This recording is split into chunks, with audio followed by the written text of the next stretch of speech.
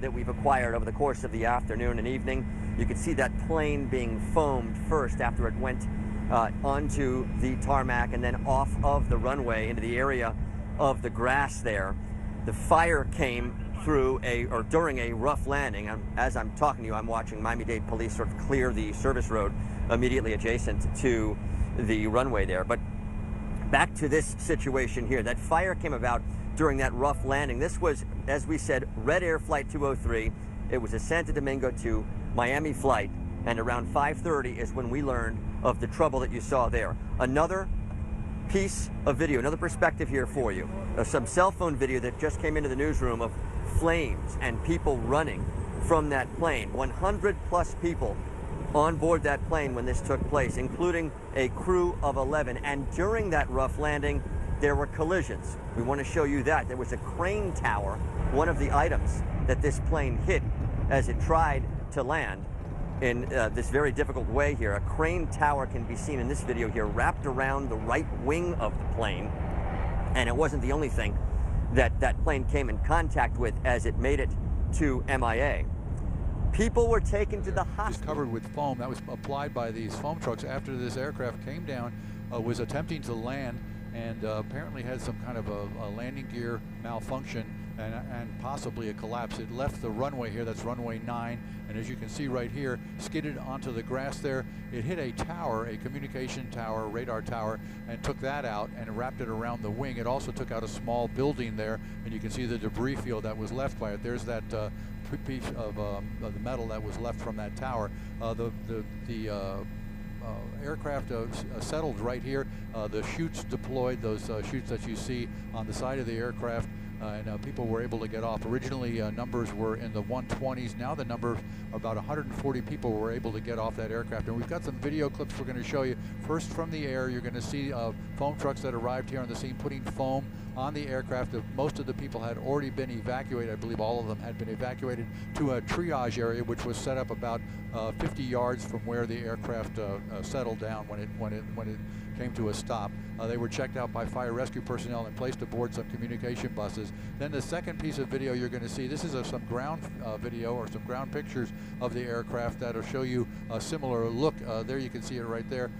So it's resting, it's visible from the 836 expressway, obviously causing some onlooker delay. All the fire trucks and all the support people that are there along with the police department. Our third piece of video is going to be that of a transport. There were originally 4 people that were reported that had minor injuries. But what we have is we have 2 people now that are taking a ride to the hospital. We saw an escort take 2 rescue trucks away from the airport and head off into different directions. So I think they're going to local hospitals to get checked out, but not major injuries. And then let's take a look at our 4th piece of video. This is going to be a couple of passengers, a young woman and apparently her husband, along with a child there, getting on board one of the buses here, transport buses. Now this is an international flight. The aircraft was McDonnell-Douglas MD-80. It's owned by Red Air Dominicana. I'm sorry, I'm so sorry about that. Dominicana. It was built in 1990. It would normally, or could seat up to 192 people. Right now we're getting reports that there may have been as many as 140 on board. They have a manifest that they have when people come through international flights to customs. They're checking the manifest against the list that they have to make sure that everybody is accounted for. There was a crew of 11 on board. All those people are okay. Come back out to our live picture here, and we're going to show you the runway here. This is runway 9. It's on the south side of the airport there, and then the diagonal runway where you see the fire rescue vehicle right in the center of the screen there. That's a runway. That's a diagonal runway. That's 1, 2, and both of those runways are closed. So there is going to have some. It's going to have some effect on aircraft landing and taking off here. So departures and arrivals. Anybody who's going to be doing that is going to want to double check with their carrier. That's our story here in Skyforce HD. I'm Ralph Erd reporting live.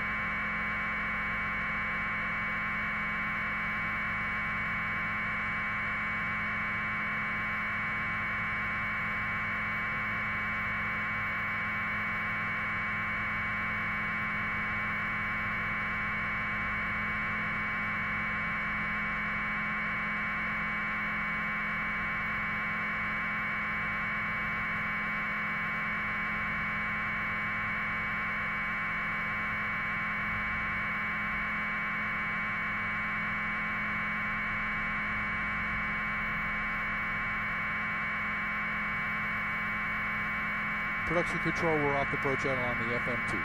Thank you. Thanks for your help.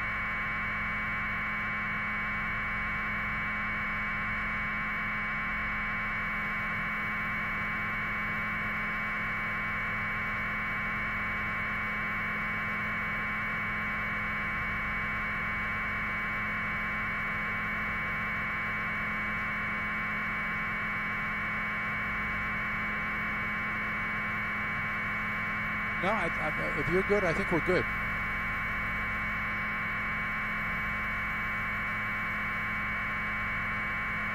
All right, we'll talk to you later. Good job, Chris. Excellent work. No, not a drill, buddy. Not a drill. All right, Jimmy.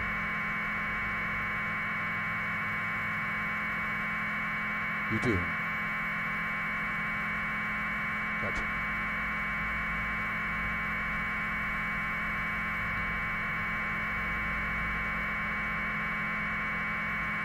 Go ahead.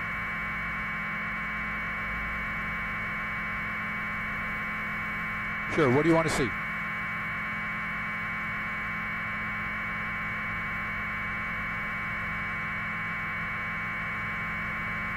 Yes, sir, we'll do it again. We do have that, and you can see the marks on the runway where it left the runway. No worries, no worries. You got it. All right, we're good to go anytime. Okay, we're good.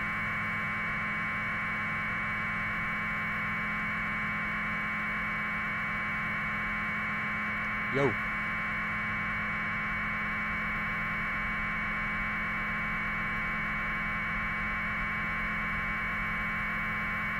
Yeah, it's very possible.